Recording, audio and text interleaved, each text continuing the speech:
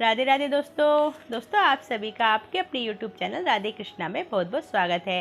दोस्तों आज इस वीडियो में हम कार्तिक महात्म के 29वें अध्याय की कथा का श्रवण करेंगे। तो आइए दोस्तों वीडियो को प्रारंभ करते हैं।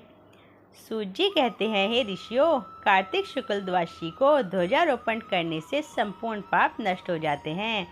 चारों वर्ण ब्राह्मण, क्षत्रिय, वैश्य और शूद्र में से जो कोई भी भगवान के मंदिर में झंडी लगाता है वह ब्रह्मा आदि देवताओं द्वारा सम्मानित होकर विष्णु लोक को प्राप्त हो जाता है।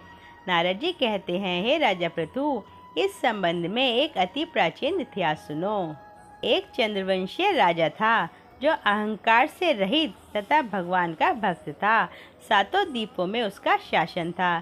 सत्यवती नाम वाली उसकी रानी अत्यंत पतिव्रता थी। वह भगवान के सामने नृत्य करती तथा कार्तिक शुक्ल द्वादशी को भगवान के मंदिर में ध्वजा बांधा करती थी।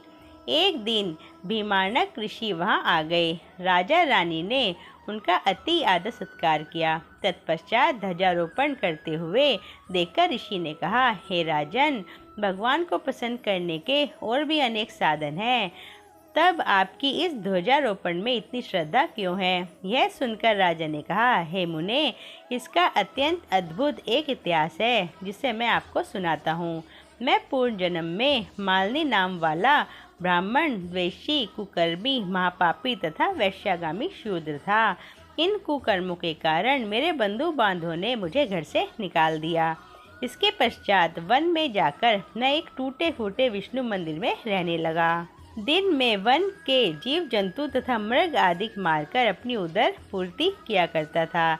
एक दिन विंध्याचल पर्वत पर रहने वाली कोकिलनी नाम की एक निषाद कन्या, जिसने अपने पति को मार दिया था, भूख से व्याकुल होकर वहां पर आई और मेरे पास ही रहने लगी।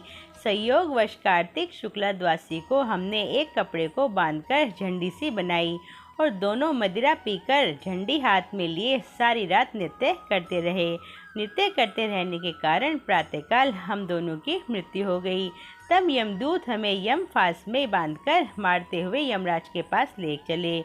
उसी समय विष्णु भगवान के दूत विमान लेकर वहां पर आ गए और यमदूतों को धिक्कारते हुए बोले कि तुम सिर्फ पापियों को यमपुरी ले जा सकते हो, धर्मात्माओं को नहीं। इस पर यमदूत भी क्रोधित होकर बोले कि ये दोनों महापापी हैं, जीवन भर इन्होंने एक भी पुण्य कार्य नहीं किया, इसी कारण हम इन्हें यमपुरी ले जा रहे हैं। तब विष्णु पार्षदों ने कहा कि यह अत्यंत खेद की बात है कि तुम्हें धर्म अधर्म का तनिक भी ज्ञान नहीं है।